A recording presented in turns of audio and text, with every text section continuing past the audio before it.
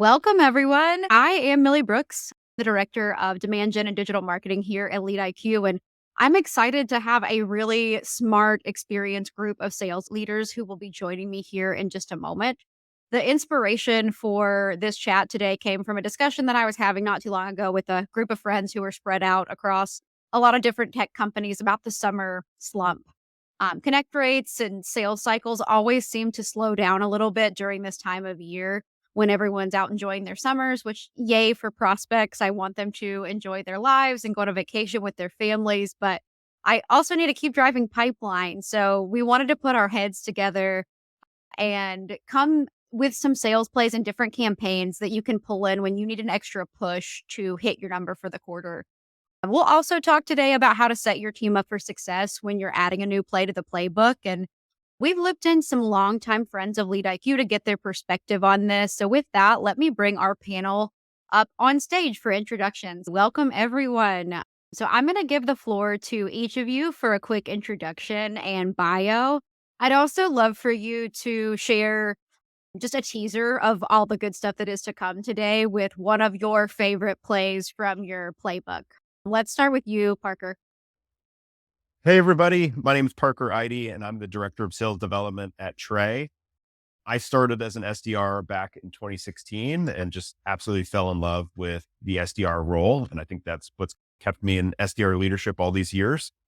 I'm really excited to go into how your SDRs can impact NR by working side by side with account management AEs on working current customer accounts. And I'll kick it over to you, Moses.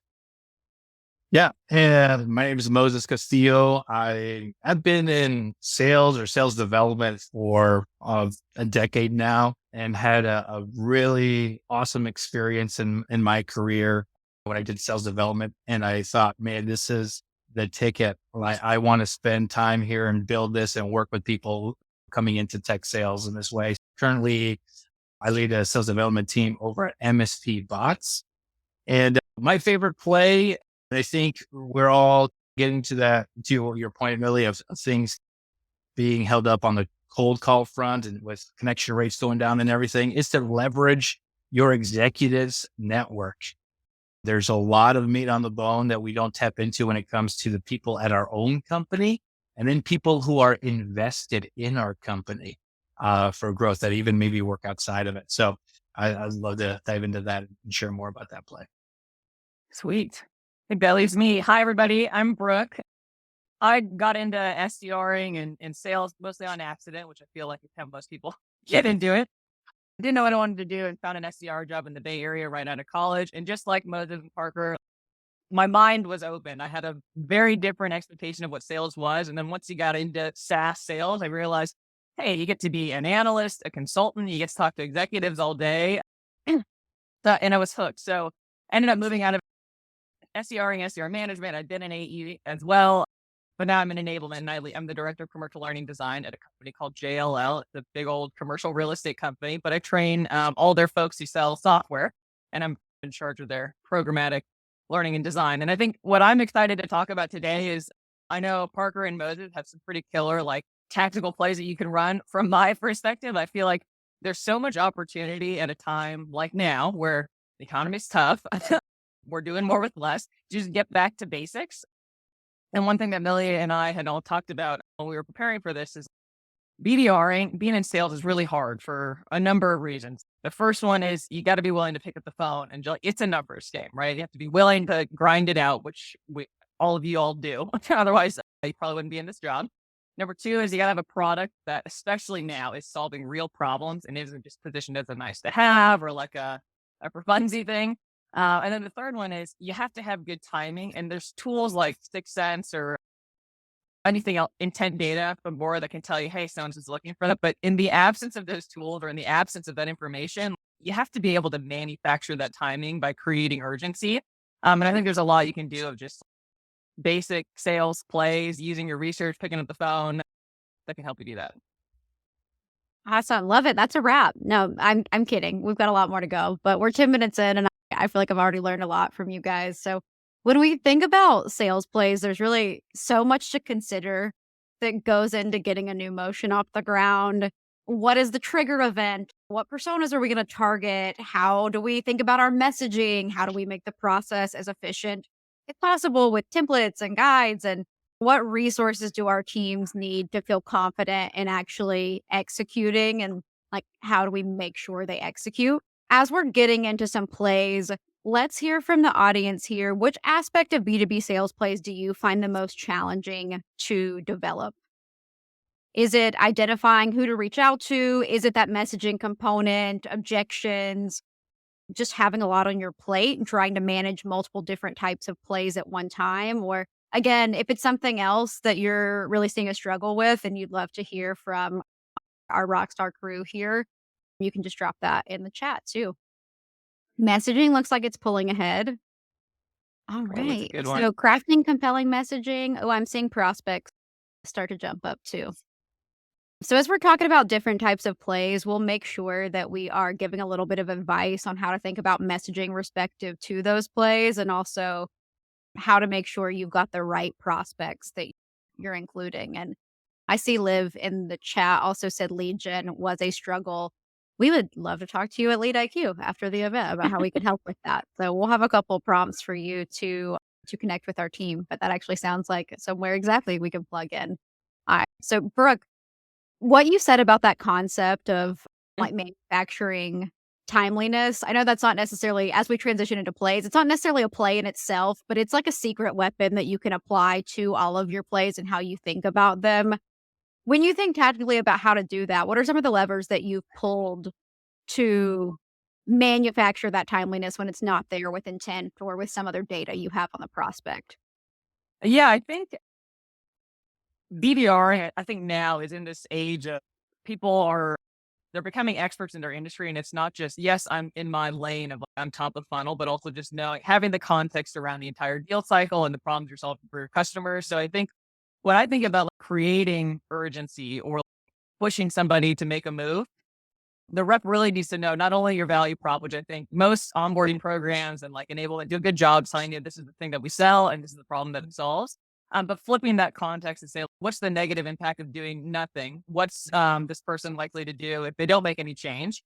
So that when your rep gets on the phone, they're having a real conversation about the business. And we talk about at JLL this thing called the big three. So like when you're researching, can you find something related to the prospects? If I was prospecting Moses, I would just get on his LinkedIn and figure out like what does this person do all day? What's their job responsibility? Assuming a key persona. Then the second one is, okay, how can I relate this back to the company? And there's so much information online. Like you just Google the company name, go to the news tab.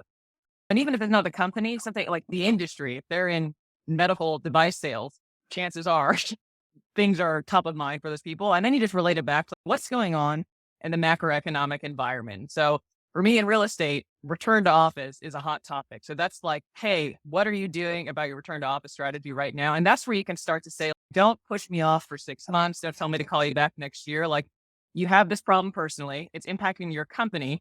And this thing is happening in the world that like, you got to get giddy up. Otherwise you're going to miss the boat. So I think it's just like tying what you're researching and like connecting the dots for your prospects. Yeah, definitely. I think we're getting a little bit of background noise from somebody. Okay. Cool. I think that fixed it for now. But Brooke, one thing that you said in that I really liked with finding, I think it's so easy, objection wise too, for a prospect to always come in and say, happy with what we're doing.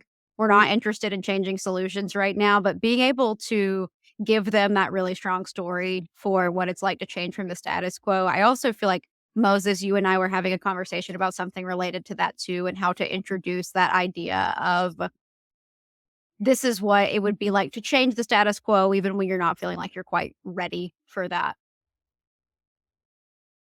Yeah, I think, yeah, to tie it to what Brooke was saying, like being able to understand intimately what that persona goes through on a daily basis is part of what value and what should go into our messaging. I think where we miss the boat when we talk about value is we talk about like, what is our value prop, right? And sometimes what we miss is like, why is this valuable to this person that I'm speaking with? And sometimes it aligns and sometimes it's actually a little bit different. especially as you're contacting multiple people at an organization, the value to them could be completely different than what we've created as our value prop. And so this is where, and I saw somebody ask a question about like, how can I like create compelling follow-up message to something that if they don't respond to my first email or don't see my first email. First, big multi-channel approach advocate over here, but also it's understanding, hey, this person has multiple pains that would be valuable for us to talk about. And I can't fit that out all in the first email. I got to save some of that ammunition. So it's either, hey, here's something we can, you're likely going through this. Here's something that we can help with. That doesn't generate anything. I can move on to my next issue and create a compelling message around the next thing that my solution can help them out with.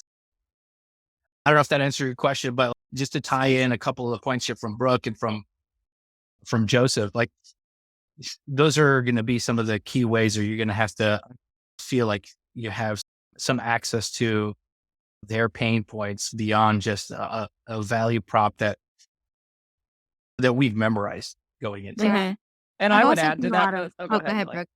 I was just gonna say, like now, the economy is hard. Nobody has money. It's like budget is cut everywhere. We're just lamenting about between the three of us, our tech stack getting cut. That's what we're all trying to save money. So I think to Moses' point about like your follow-up should continue to like drill on pain. I think gone are the days of just being able to send the bump email and be like, any thoughts? Because there's not room for early adopters right now. Everyone's just trying to keep the lights on, stay in my lane, keep focus on like the priorities. And if you're not directly impacting their priorities, they're going to continue to push you off. So about like, keeping that ammunition, you can bump your emails, but put in another, hey, you might be dealing with this. Here's like a solution, or ask a thought-provoking question, because you're going to wear people down eventually, as is the game of prospecting. But I think it is just super important to just continue to hammer. You have a problem and I can help you with it. This is not a nice to have. I'm not asking you to just see what's out there. Keep this in your back pocket. Like, it's going to help you right now. Yeah, same mindset as I was going to say. I've also seen a lot of success with making sure when you're thinking about a sequence or you're thinking about how you're approaching a campaign that you're hitting different value props without, because you don't know what's going to resonate with everyone. And being successful in how you execute your plays is going to come down to knowing your data and analyzing your data, testing these different pieces of messaging over time and starting to see what emerges as a winner. So I think sometimes, especially if you are newer into understanding like what works for you in your role or what works for you in a certain segment, if your company's branching out to a new persona, you are going to have to not throw spaghetti at the wall and be doing a bunch of unorganized things at one time, but be trying some different messaging in a strategic way until you see what's going to work for you. All right, one question here. What about really high ticket product services? Will a semi personalized sequence do the job for an enterprise level account, a really high ticket product?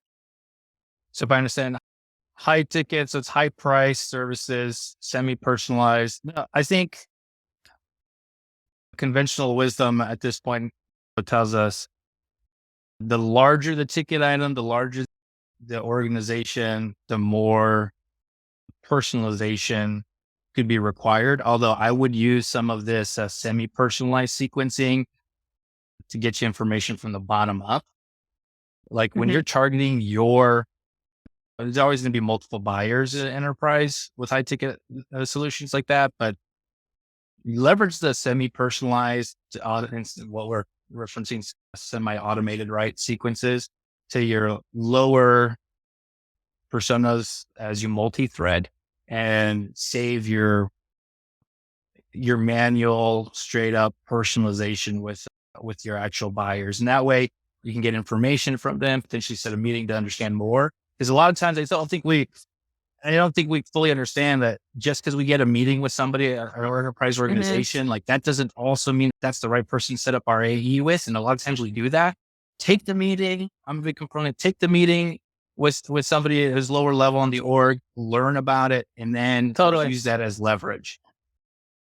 That's a huge underrated way to use those semi-personalized or semi-automated sequences. I think you can think about that not just with buyers, but with accounts too. of making sure you're tiering your accounts and the I was 10, just gonna 20, 30 accounts we want to close. You should be tailoring everything to make Mhm. that a first class experience for them. Parker seems like he has experience with that too, so you could probably speak even better to it. Yeah, that was just what I was gonna bring up, right? Your book of accounts, right? Not every account is gonna be the best of the best, right? You're gonna have a little bit of what I like to call driftwood. And I like to break up what kind of outreach I'm doing based on the quality of the account. So my tier A accounts obviously are gonna get the most personalization. And then as I get towards about like my C bit accounts that maybe we don't see so much traction with, I'd put those in more of an automated sequence. I think also too, going back to some of these follow-up messages and things like that, I still see a lot of sequences that every single email is just consistently asking me for time. Do you have time? Do you have 30 minutes? I like switching it up and adding some value in there. So maybe inviting them to a webinar or an event, or dropping them some sort of article that maybe has nothing to do with the product, but more about the space that we're in. Just putting in some nuggets in there to just break up the outreach as well has worked really well. The biggest thing for me at the end of the day, I'm just trying to get emails open and get a little more brand recognition, so that when I do reach out on other channels, like they're a little more aware of who I may be, or maybe the solution that we offer. Not so much trying to send emails every time to get a meeting on the calendar. Can I say something about that? What you just said about the close? This was a pet peeve of mine, so I'm just going to throw it out there. Oftentimes we're trying to teach SDRs how to be in sales, and we teach them to go for the hard close, asking for time here. Does this time work for you? I think Gong has a study's been out for a while that closing on interest is more effective than closing on time.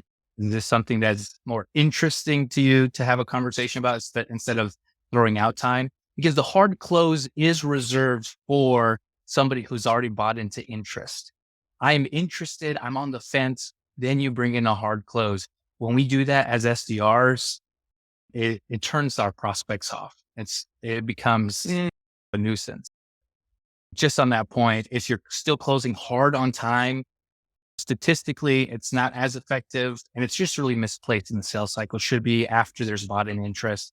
That's when a sales rep is taught to come in for a hard close.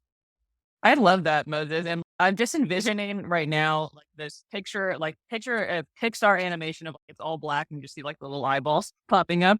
I feel like prospects right now, they're very understandably, buyers are like, please don't ask me for money. I am under so much pressure. Like, please don't put me in a position to like have to say hard no's to you. And to your point of like multiple discovery calls are going to need to happen. I think, yeah, we're just in this spot of, if not a clear black and white, I did the discovery call, let's do a demo. The demo might be 6 calls from now because you have to gather all these people up. So it is really like coaxing people out of their please leave me alone shell. Yeah. And to your point, Parker, getting them interested and providing some value so that they're not totally turned off to you and your brand. Be like, God, that Brooke lady just will not leave me alone. Oh yeah, I've seen her name. Okay, fine. This is like the 10th time. I guess I'll chat with her. Yeah, really good messaging advice. Let's get to some of the specific plays that you guys called out earlier. So Moses, executive involvement is something you mentioned that I would love for you to break down a little bit more for the team here. Yeah. One of my favorite plays is finding out who in your world, your sphere of influence, has some connection to this. So back to something that Parker had mentioned, going through your accounts, dividing out, hey, what are the accounts that I really want to get into this year? And in sales development, we are doing business development, right? We are developing business, not necessarily to reach today, although absolutely we want to reach them today, but some of it's going to take some work and it's going to come up in 3 months from now or 6 months from now. So doing the work now so that can start happening. And one of those ways is identifying your book of business. Who are the accounts that we're going to get into this year? Working through using LinkedIn and trying to map who all is connected to any prospect at this account. All right, here are the 10 people. If I'm an enterprise or mid-market, you have your level of prospects. These are the 5-10 people that I would want to get a meeting with or I want to speak with. Does anybody in my organization, not just anyone in my organization, does anybody of influence in my organization connected with them? And so if you're selling HR solutions, guess what? HR executives, connect with HR executives. Sales executives connect with sales executives. So if whatever department you're trying to sell into, whatever the case may be, find that person in your organization, see who they're connected with in that same industry, and see if you can leverage some introductions via their connection.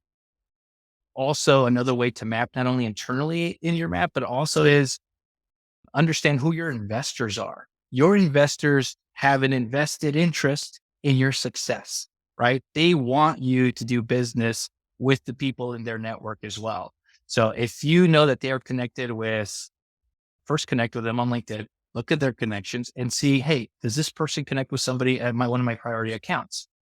Once you've mapped all that out, okay, this person has 2 or 3 connections I can leverage, 5 over here, reach out to them. This is a play that executives need to be bought into. Are your executives going to help you break into accounts? In this climate, they absolutely should be. This should not be a question. Everybody should be a part of bringing revenue onto the team. Once you get that alignment and you have that mapped out, first make sure it's okay with that person. Hey, I have this prospect you're connected with. Would you mind if I wrote something, kind of ghost wrote something for you in order to send over to them?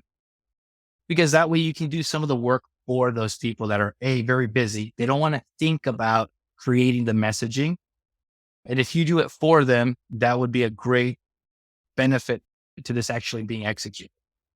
Ask them if that's something that they could do, ghost write it for them. And they say, sure, absolutely. I'll shoot this over. I'll make some edits on this so it sounds more like me, whatever. And it makes it easier. It's a 3-minute ask and to see if they can get you a meeting that way. When we used to do that, that used to help generate conversations in accounts that had turned us down for months and months. It got us at a higher level, which then came the instruction, sure, let me get so-and-so who we've been reaching out to for 3, 6, 8 months and never said yes to us. All of a sudden we're booking a meeting with them. And it helps unstuck in some of the accounts that you have listed there, but it takes a lot of planning, understanding your top accounts, understanding the people who are connected to those folks, and then ghostwriting on their behalf to make it quick and easy for them to help refer a meeting to you. Yeah, that breaks down a lot. That's helpful. I've also seen that really work in getting things unstuck of like even open deals sometimes where your primary point of contact goes cold, bringing in the connection to connection at different levels of that organization to revive that conversation. Because if their boss checks something, it's like, hey, I thought you were talking to Lead IQ. What's going on with that? Sometimes that's a helpful nudge from a familiar connection so it doesn't feel like, hey, we went over your head and reached out to your manager because we weren't hearing back from you. But if my manager's manager reaches out to their manager, great. Parker, one that you mentioned was just like post sale plays and expansion plays. I'd love to know how you guys are looking at that. Yeah. So obviously a couple big topics right now is obviously churn and then obviously net retention. For anyone who doesn't know, net retention, it's basically not so much about, it's a part of how many customers you're retaining every year, but also are you growing those accounts as well from a revenue perspective. So I think most companies I've worked at didn't want SDRs reaching out to current customers. Honestly, SDRs should be trusted with way more than they are. They're very capable of doing a lot more than just reaching out to prospects to set up meetings.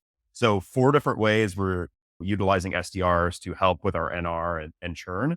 One is reaching out to accounts that are underutilization to try to find other people to utilize more of that usage that they purchased. Another one would be accounts where maybe we're only working with one person or that person may have gotten let go and now we no longer have a champion there. So we need to find other people to get introduced to our product.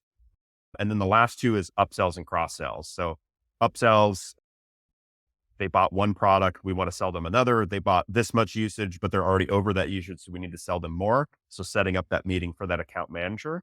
And then the other piece is the cross sell. We're working with this department, but we want to branch off into other departments. And so they're working really strategically with AEs and account management just depends on who owns the account. But basically, they're just giving us the direction of here's who we're currently working with, and here's the current department we're working with. Now let's go get everyone else. And so it makes it really easy for us to do outreach because we can just reach out and say, hey, we're already approved vendor, but also too, this team is using us for this and seeing this value, but here's the use case for your specific department and how you might how you might see value from it. Like, love to set up some time to talk. And people are always just curious about, if we're already using you, what are we using it for? And I'd love to meet up and check it out.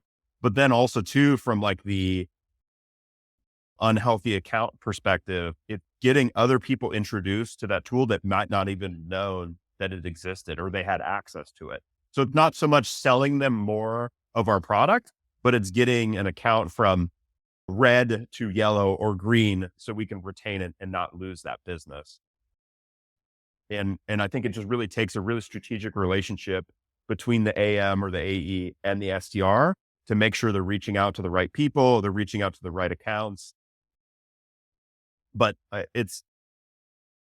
not going to say easy. It's still difficult. And there's still time and effort that needs to be put there, but it's yielding a lot more results than if you're going to try to go pure cold outbound to people who don't know about your product. They're not searching for a solution like that, or they might not even know it exists. I'm all about low hanging fruit. And I like what you said there, Parker, about it does take some strategic collaborating between the SDR and the AE. Because if you just, I think when that play is run well, like it works really well. Yeah. There's definitely those accounts that are like, no, right? We're not going to reach out, but for the ones that are healthy and there is growth there, it definitely is a play that works super well. And we're enjoying running it for sure. I liked your point on usage being a really good trigger of they're already about to go over usage quicker than we were expecting them to. And I've seen some things around if you send feedback, like survey responses or like a net promoter score kind of thing, getting a really good piece of feedback could also trigger a good conversation for you to introduce other parts of your solution to them. But I'm wondering if you don't have that usage stat, are those accounts you're not touching, or is there a certain time frame also you say, hey, after they've been a customer for this long, this is that sweet spot of when we want to check in and see if there might be any room for growth here? Yeah. The biggest thing for us is like time to value. How long after they implement it are they actually seeing value? And on our end, it's something that takes a little bit of building. It's not like a Lead IQ where you just instantly log in, you start exporting data or using the sales engagement platform. So we definitely want to wait until there's a little more value and validation. They're seeing a return on investment before we're like, all right, let's go and grow this account. Some might be a little bit quicker than others, but it really just depends on, I think, what they're trying to build and the complexity of what they're trying to solve for and like how soon they'll start seeing that return on investment. But definitely want to get that all sorted out before we just start, okay, now let's go sell to other people at the company, or let's go try to introduce them to a new product. Cause that could be a bit of a turnoff. I ran into that the other day. I thought I was going on a quarterly business review with a technology that we use, and it turned into this whole like upsell conversation. And it was a little uncomfortable. Awkward. Yeah, it was very awkward because we're not exactly a healthy account. I don't know how much more money I have to spend with them. Oh, that's awesome. Thank you for all the tips there. I feel like job changes I'm hearing a lot about, but I definitely think there are right ways and wrong ways to use that lever.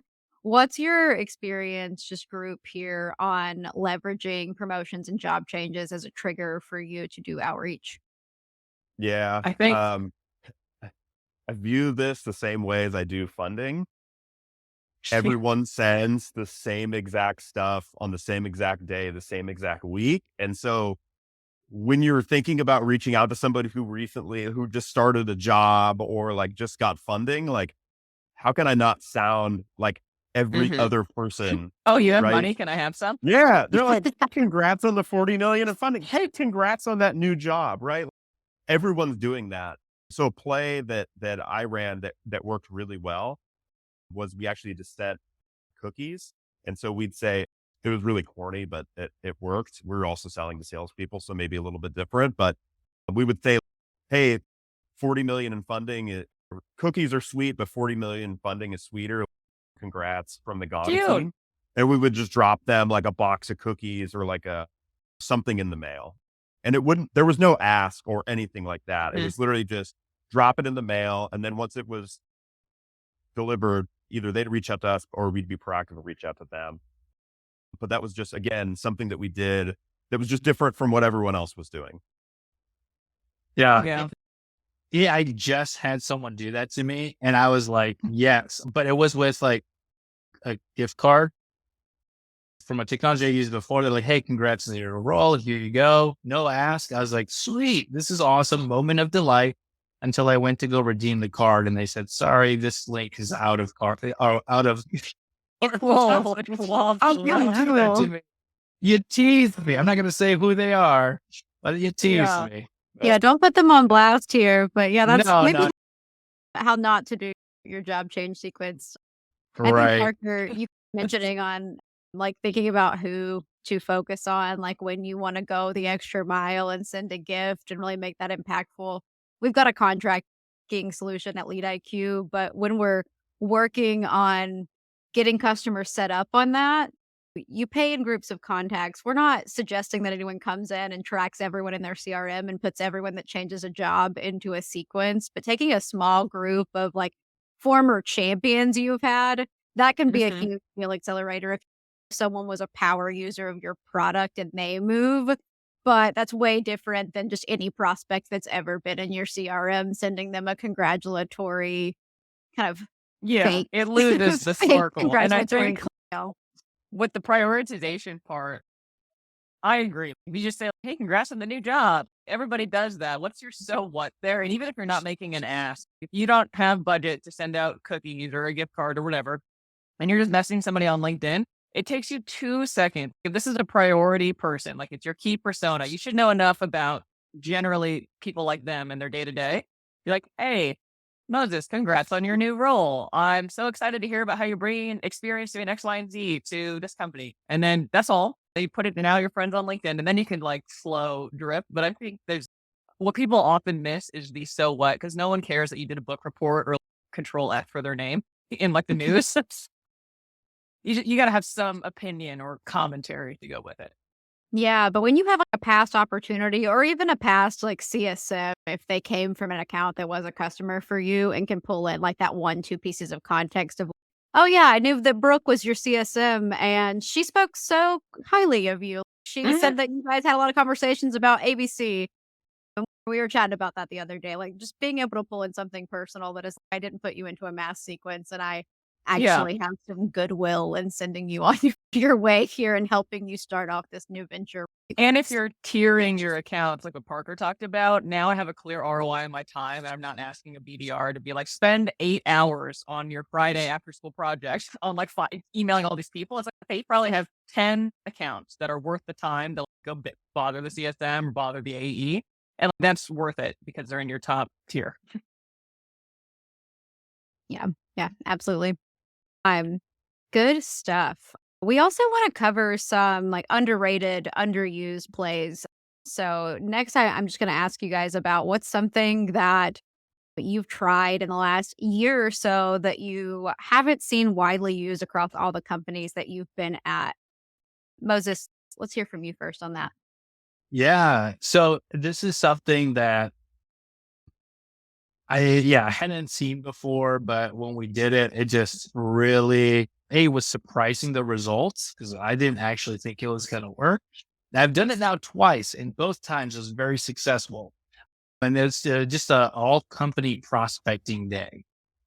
And this goes back to leveraging the team and having an executive buy-in on doing this, but everybody in the go-to-market team, so marketing, even marketing ops, rev ops, everybody would join together and say, on this day, next day, and we would do it Fridays. My favorite day to do this Friday afternoon would be everybody would look at their network and reach out to 10, 15, 20 prospects that would be a good within our ICP, whether they had them in their network or whether they were doing it cold. So it didn't matter. They had a certain target of people that they would reach out to see if they could book meetings with. And it ends up being this big competition, right? Sales who sometimes they prospect, sometimes they don't. They're all prospecting. We have sales managers, we have sales directors, VPs, the CRO, the CEO, VP of marketing. They're all posting in the channel. Hey, I booked the meeting. I booked the meeting. And then both times that we've done it, it's, been the highest days for meetings booked. The last time I did it was twice as many meetings that we've ever booked in the history of the company, and created a lot of great energy around the organization because everybody felt the SDR lice there for a minute again, and booked a ton of meetings, celebrated, made some friendly wagers from team to team. Just turns into an all out fun day. And then you can go celebrate afterwards as well. Creates good culture, creates good dynamic, healthy competition. And you'd be surprised that maybe your VP of sales still got it. Maybe he's got it, maybe not. Yeah, You I challenge love him. that.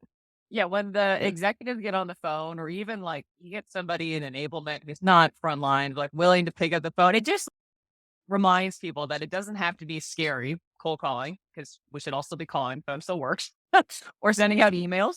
Because all you're doing is you're just like networking at scale. It's like another way to position it. So it's like not a scary, like, oh my God, I got to go into the gauntlet of this cold call thing with my VP. But it's just like, for fun, driving business as a company. And as I said, building that positive culture of quality prospecting. Too, but it was honestly a lot of fun. I haven't done a cold call in a really long time. So it got my blood pumping. I was feeling the adrenaline, and again, it brought those challenges forth that is especially helpful for a company like us, like Lead IQ too, because we also use our own product when we prospect, obviously. So there's also a lot of learning we're doing and just understanding our customer when we're going through that kind of exercise. And I think even if you aren't selling a tool for sellers, I think going through that exercise of getting on the front lines can also just help open you up to the mindset of your customer more. So anyone in any department can benefit from being a little bit closer to the end user or the buyer and like understanding their point of view. All right, who else has an underrated play? It's not really a play if I'm going back to my quick enablement, like just drill the basics again. But I do think when you're thinking it, so I've clearly enablement, run a lot of revenue trainings for the sales team.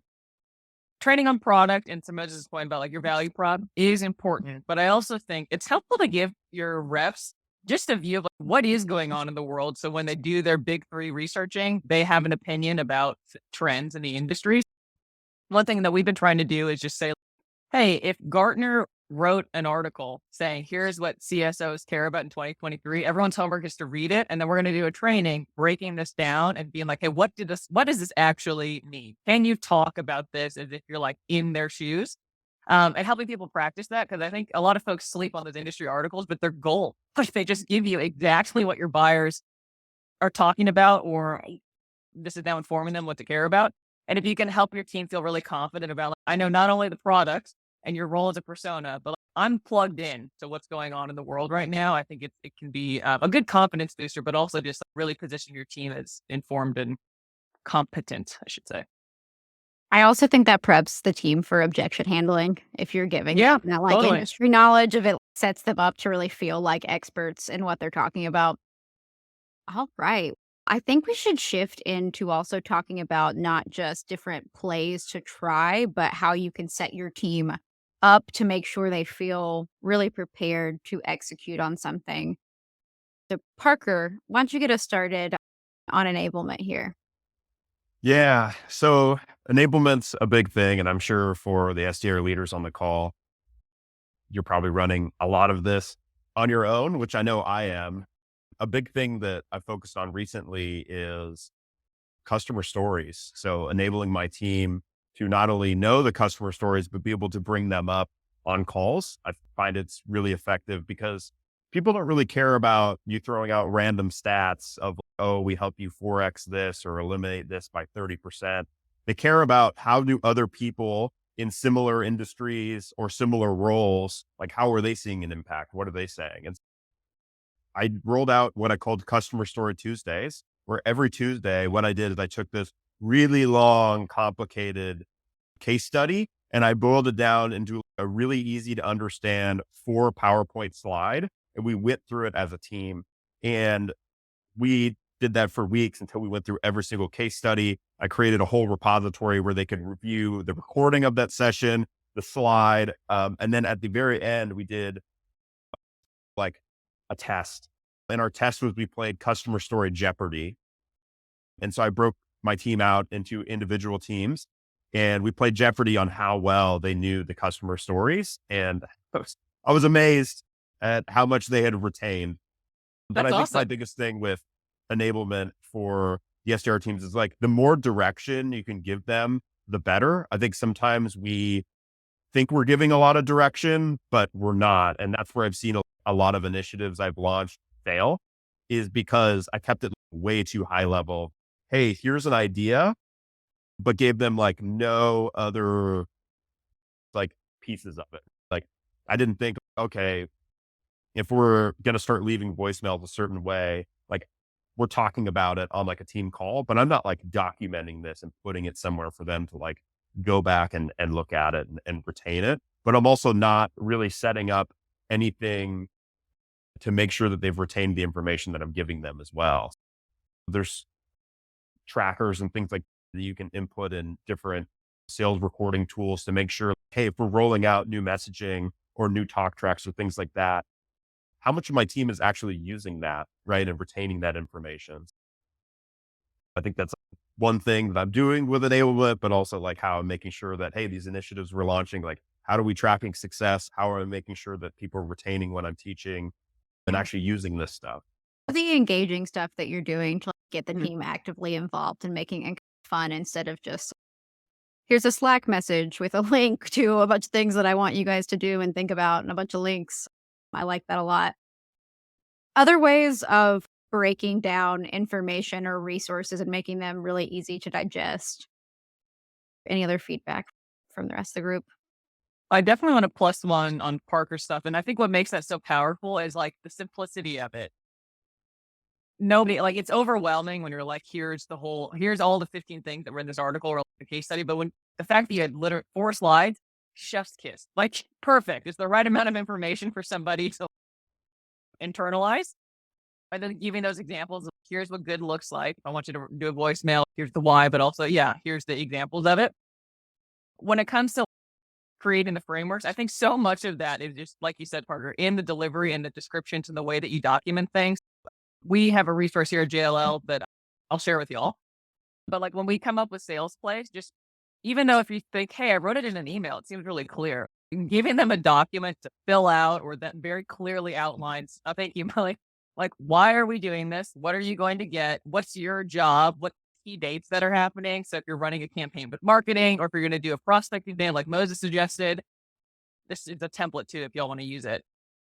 Yeah, and then it just gives them the overview one pager because all of this information exists in our seismic and other places, but I'm consolidating it into one easy to find spot. So it's, hey, for this project, here's what we're doing. Here's potential objections, customer stories, et cetera. And it may sound like spoon feeding, but I think that everyone's caught up in the whirlwind of the day to day. So like the easier you can make it for them to follow directions or engage with something and say very clearly, I know if I did my job or not, the more adoption you'll see. Yeah, that's awesome. I love that template. I already thought of 4 different ways that I want to use it and help share with our sales team. So you guys probably saw up on the right over in the chat section that we do have a downloadable version for you here. So you guys are definitely welcome to check that out. Brooke, thank you for sharing the Yeah, secret keep it. sauce. And one other thing I think about with enablement, this is just like the data nerd coming out of me and always needing to speak my piece about this, but I think it's really important in every role to be training your team on how to analyze data about the types of stuff they're doing, particularly if you're thinking about like territory models or you have different reps that work on different products. Certain parts of your plays might work better for certain people, for certain personas, for certain territories. So I think every sales rep needs to understand how to analyze performance for the sequences they're sending out or the different strategies they're trying, the different channels. So I know that we have a lot of conversations here around just like helping to understand, like helping to teach people where to look to know what's working, what's not working for them so they can double down on the pieces of what they're trying that's doing well. Yeah. Anything else? Any other piece we want to speak about enablement and equipping your team? There's been a lot of good stuff. So I would say whenever you launch something, make sure there's a reinforce and sustain plan, because I think we all get caught in the tornado of launch. Here's all these new things, but if you never talk about it, like Parker mentioned, no report to see if anybody did these things, or we're not checking to see what the impact of that effort was, people get fatigued and then they get irritated and they opt out. It's important to be like, hey, here's the focus, here's what we're doing, here's what we're going to check, and then the reinforcing part, leaning on managers and maybe even like your other cross-functional partners, like your AEs or your AE managers, VPs of sales, to say, this is important. And then finding ways to sustain that so it's not feeling like, man, I'm getting hit with all these enablement projects. It's like I'm building. We learned a methodology, then we learned how to do discovery, then we learned about industry stuff, then we learned about all these things, and they build on each other instead of being disparate popcorn topics. Yeah, I really like that. You have to think about it like a curriculum, and like how people learn is they are not going to absorb a million different things you throw at them, but they will retain a pyramid if you're setting that foundation and you're building up on top. It's a really good point. Yeah. I would add on top of that, just the way that, we process information. If there's in any way a way for you, for those who are disseminating information over time, to create it in story form, it helps us retain information so much better. And this is probably most applicable to value proposition and your ICPs and pain points and stuff like that.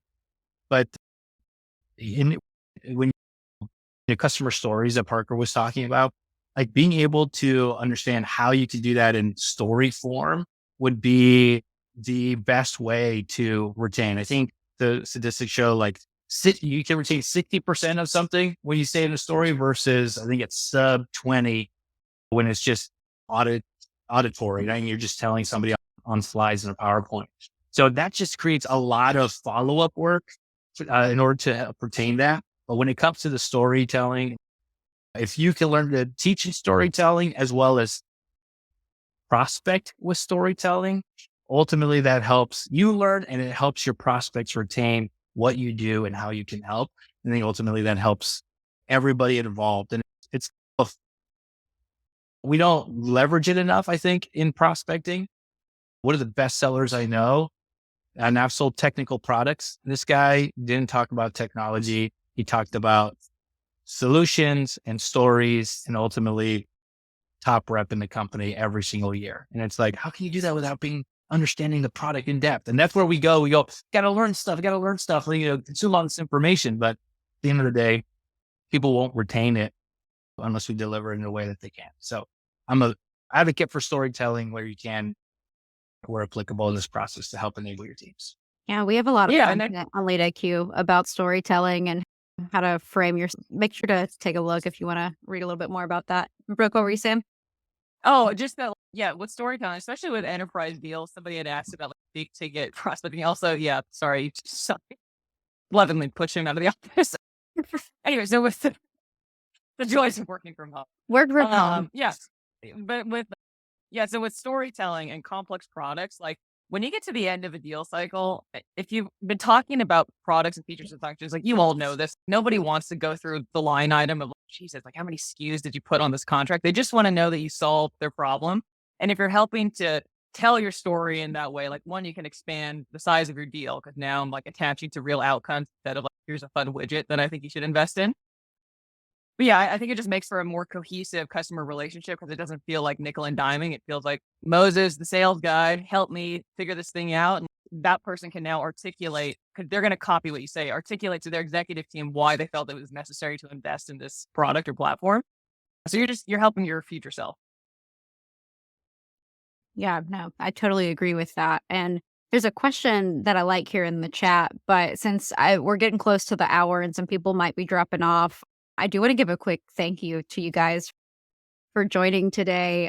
Learned a lot. This has been really fun. And if you do need help improving effectiveness of your sales plays overall, Lead IQ, definitely happy to see how we can support you in that capacity. We can help with contact data, cold email personalization, job change tracking, and lots of other good stuff. So I do have a call out here if you want to schedule a demo with our team. But then I also saw Zane had a great question in the chat. I'm curious to know what's the most creative thing you did to break through the noise? So I think this would be a fun one to close out on. I don't know if anyone has one just like off the top or if you need a minute to think about most creative thing. We, one of our, yeah, I threw in the chat, but we found out that one of our top accounts in one of our AE's books, we're requiring everyone to be in office.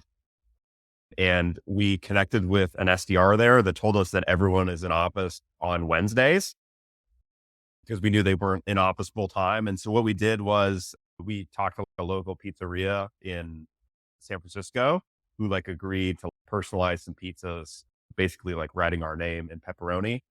And then we talked to the front desk at the office to make sure we could just send the pizza and she would make sure it got to the right department. And it did. And then we dropped all those people that got the pizza into a pizza sequence.